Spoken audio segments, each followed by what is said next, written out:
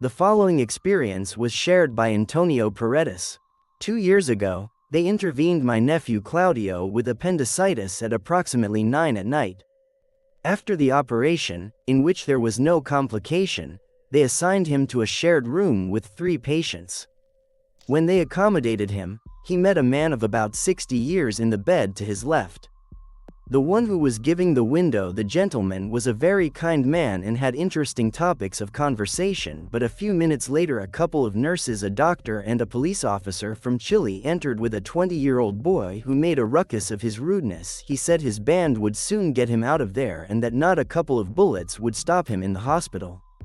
All this, the other patients heard it from their beds, and just like the staff, they simply ignored him. Once they gave him up, the policeman put him in the ankle bed. All but one of the carabiners, who entered after all the others left, and sat in front of the boy's bed.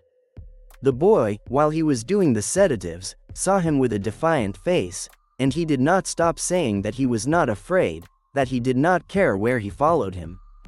He was not afraid. The carabiner saw him without blinking, with a cold and empty look.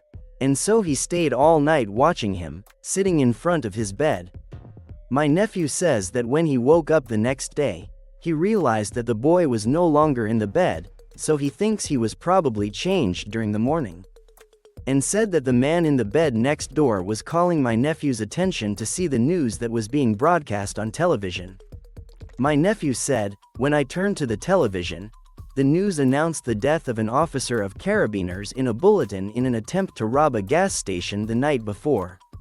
The photo of the carabiner who died was the same face of the officer who guarded the criminal all night. Of course, when I saw this, the gentleman and my nephew, he says they turned to look, but they didn't know what to say.